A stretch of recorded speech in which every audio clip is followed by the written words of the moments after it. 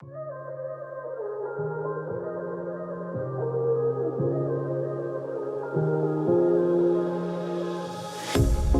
pair of jeans, a shirt or two. We didn't pack as if we weren't going back. It doesn't matter if it's true. I've got a feeling love will give us what we lack. Hey guys, so today I'm going to go through a chest and shoulder day. I've got my laptop right below this camera, so I'm going to be watching these videos. It's going to overlay over the videos, right? So if you see my eyes going down, that's what I'm looking at, but eyes are up here, okay, you get it. So chest and shoulders, right? Right now my splits are chest, shoulders, back and arms, legs. So very similar to that traditional push-pull legs, except I took that tricep from the push day, pinned it with the back day, or excuse me, yeah, with the back day. So it's back and arms. I think for me personally, chest and shoulders is enough by itself. I think then having that pressure to get another muscle group in there is just kind of a lot. My back is one of my strongest muscle groups. It needs the least amount of work. So putting arms with that made sense. Plus, I love doing arms in the same day. So this is something I've been doing now for about a month, these splits. I've got another month, maybe 2 of these splits before I make some structural changes. I actually haven't scripted my workouts beyond that. So this is one of my workouts. Originally I had recorded a little bit of me talking with it, and then I kind of realized, you know what, I need to lock in, I need to nail my workouts. I can always talk over it after. So that's what I'm here doing. This workout isn't for show. This isn't some, bullshit. This is my actual workout I'm sharing with you guys. And then now, after the fact, giving you my thoughts, maybe some critiques, whatever it may be. So, sit back, relax. I hope you enjoy it. I hope you give some of these a try. If you've got questions, if you want to talk through something, drop me a message. You can always leave me a comment here, but the best place to message me is probably going to be Twitter, or go down to my website, leave me a message there, and I'll shoot you a text. So enjoy the video. Here we go. So I started the day with a incline chest press. What I've been doing is alternating between incline and flat bench each week. Right now with the splits I've got, I've been doing incline with dumbbells and then the flat bar bench press. So a barbell with the flat bench press. And again, that's every other week. What I did is I put the incline right at about a 60-degree angle. That's kind of my sweet spot. You don't want it too high where you're sitting almost upright, because then it becomes almost purely a shoulder exercise. But you don't want it too low, because then you're not getting that incline. So right here, kicked it up my knees, hit this set. This was actually my second set. I did one really light warm-up set of about 20 reps. So knocked that out. Here, I could probably stand and go a little bit lower, admittedly, but can't fix that now. I can only do that going forward.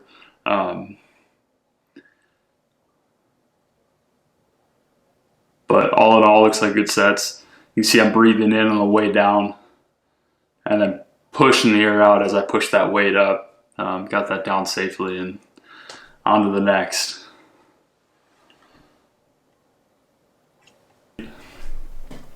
So you'll see that I'm starting with 1, maybe 2 heavy movements with each exercise, or with each muscle group. So I'll hit a heavy incline chest press. Then I'll move on to shoulder press. In this specific workout, I was pretty exhausted in that shoulder area, so I didn't go incredibly heavy on the shoulder press, but I still got some great work. Really worked on my tempo, really worked on my negatives of each movement. Got a great eccentric on that movement. So after that chest press, jumped into a shoulder press.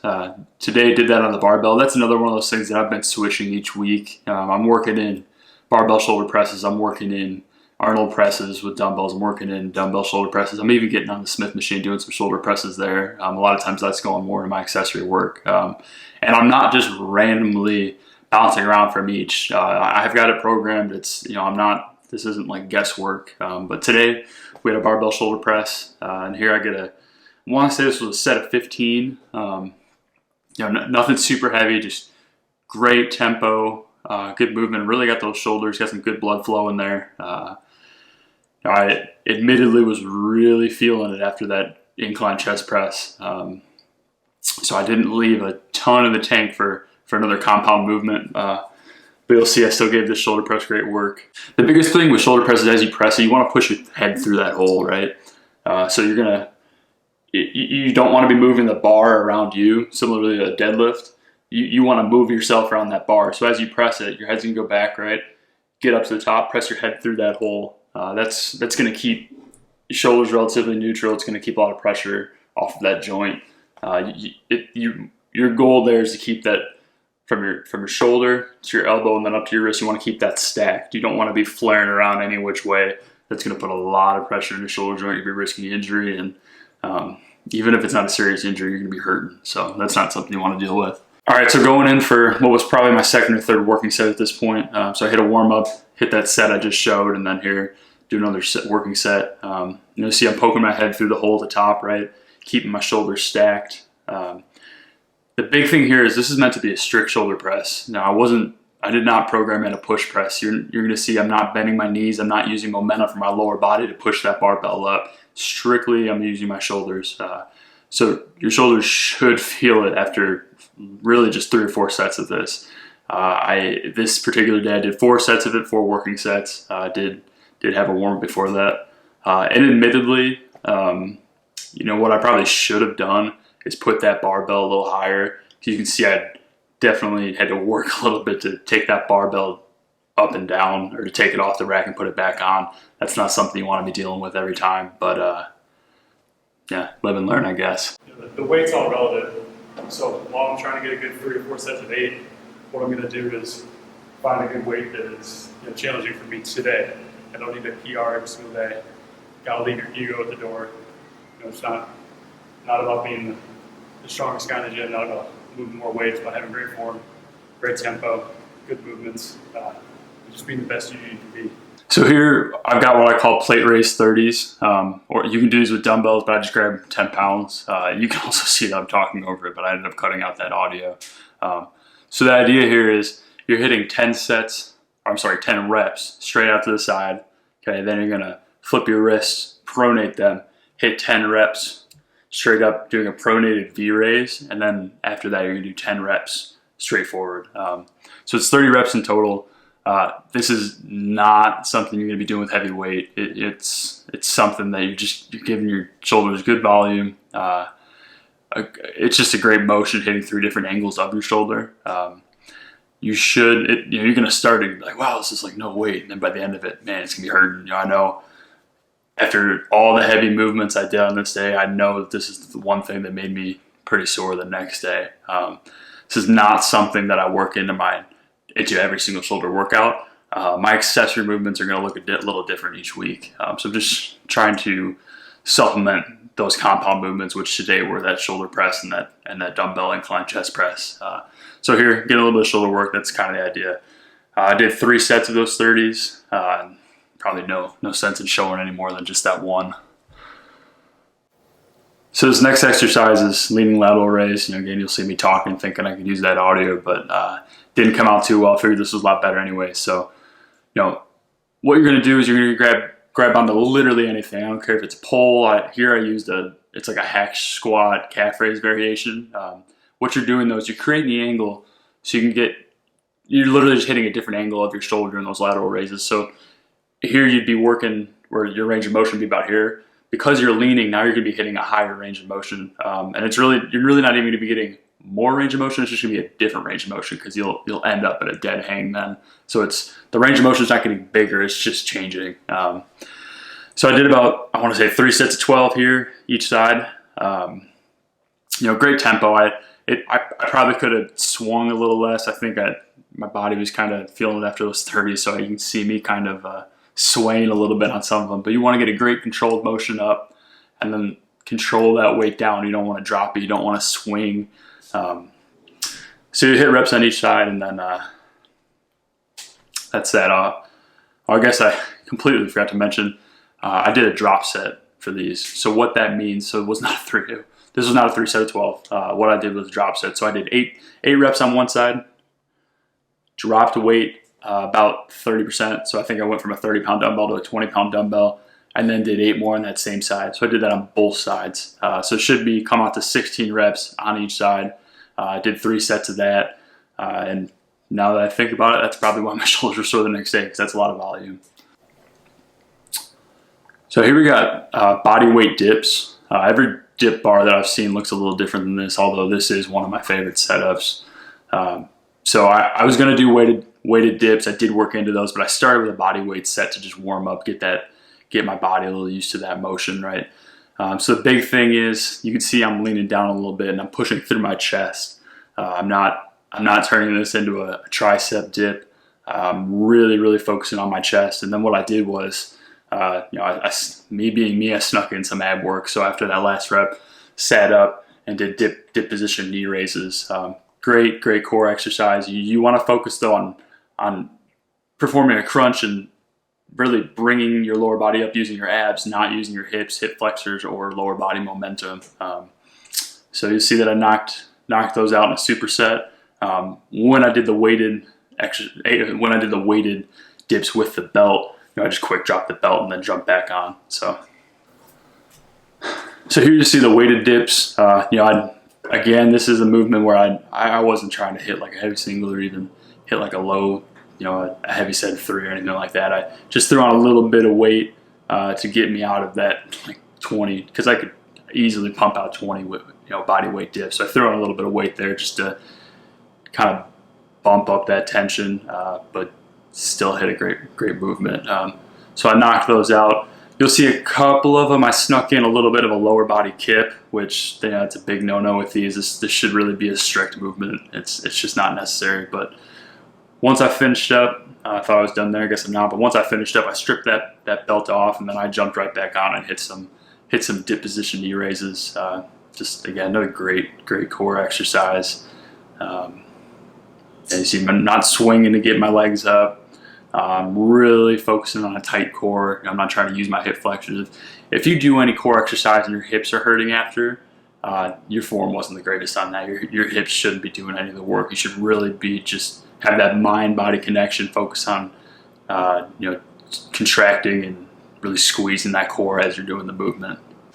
So here we've got one of my all-time favorite chest accessories, and it's the side chest press. So what I did here is I set up the cable at a flat angle. So I put that origin of the cable right at about my chest, so I'm pushing straight across. You can do it with a handle. I'm pretty sure I filmed another one where I just grabbed the cable itself to kind of get almost like a neutral grip on it. But what you're doing is you're pushing all the way across. So the great thing about this is the actions of your chest, the two big ones are to push and to bring your arms together at the elbows and wrists, right? This does both of them, because you're pushing, you're getting that push movement, but you're also bringing your arm across your body. So it's kind of like a hybrid between a chest press and like a pec deck. So one of my favorite accessories.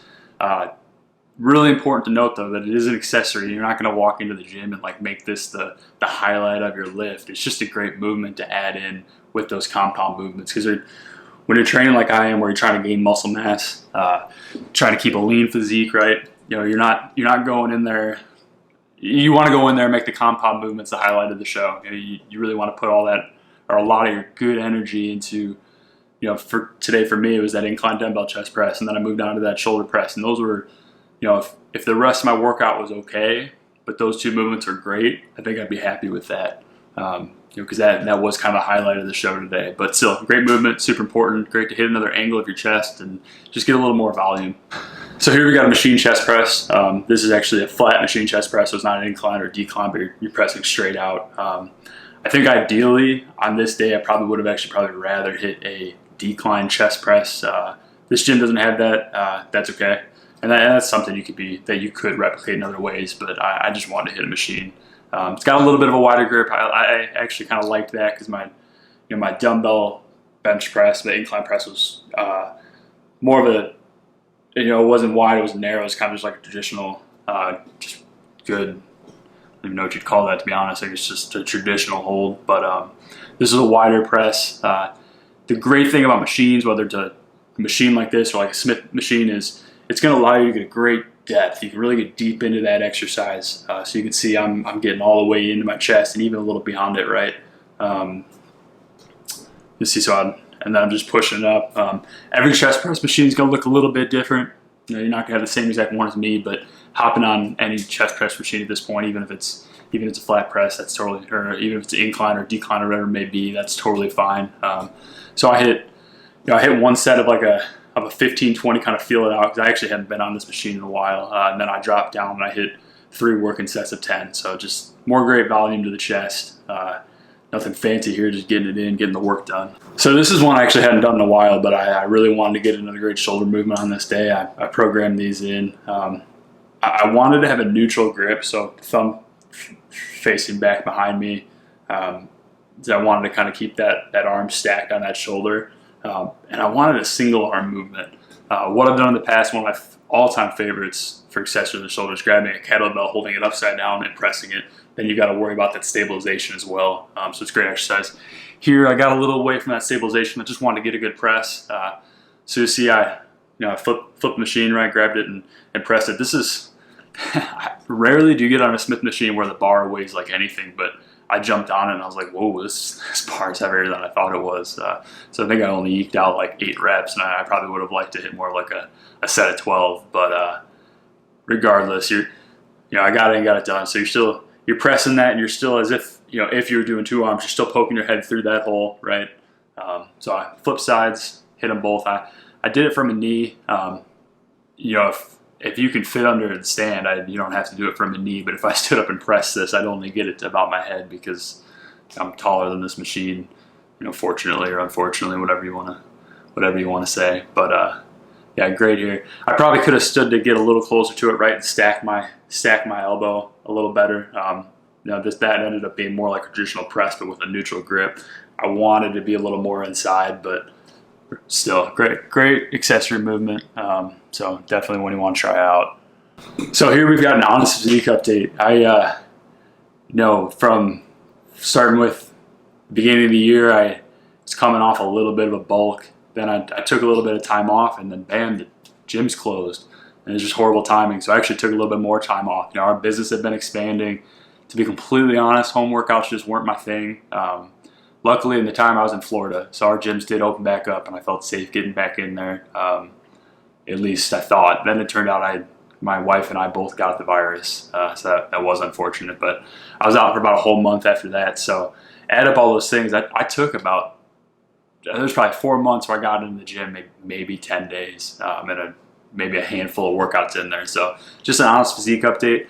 I'm not carrying a ton of muscle mass. I'm also, I'm clearly by no means like fat or anything, but I'm not bringing my best physique that I've had.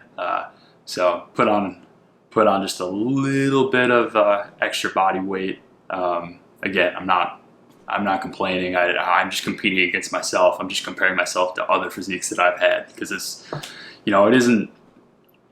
I see a lot of people that'll, like on social media, for example, they'll share a picture and they're like, and they're clearly looking for validation, but they're like, oh, I'm fat, or oh, I'm fluffy. And it's like, all right, let's pump the brakes. Let's put this in a little context.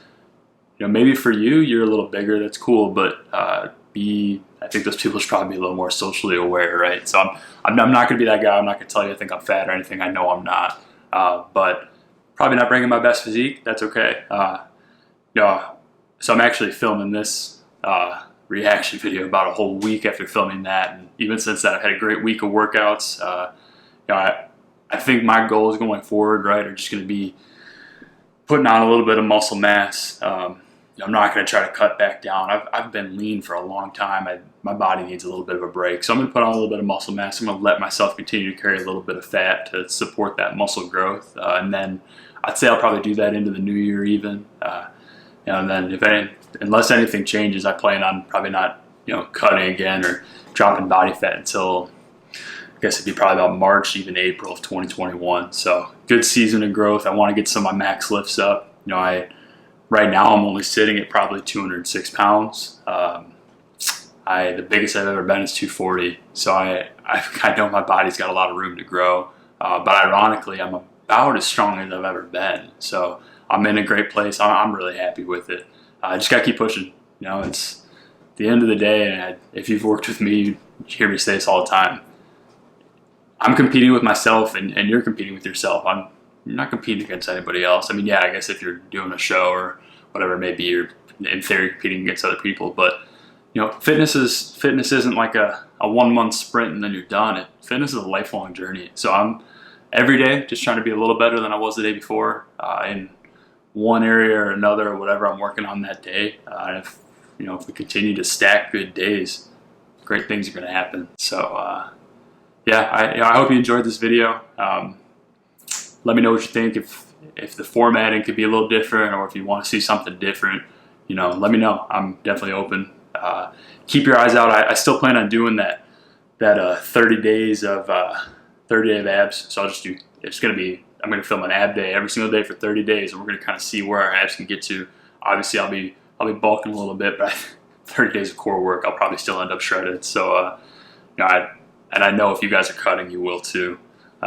So that's in the works. Admittedly, I had actually planned to do that like August, or even before that. But when we had the virus, it kind of went on the back burner. I just had other projects that were coming up, and that time period that I had allotted for that, I ended up being really sick. So we'll get back to it. But if there's anything else you want to see, nutrition, fitness, lifestyle, whatever you want to see, I'm here. Let me know. Drop a comment. Shoot me a message on Twitter. I'm on Instagram too. Let me know. I'm here for the people, for you guys. So get after whatever you're working on. Let's hit those goals. Hey, you made it to the end of the video. That's pretty cool. You should try another one.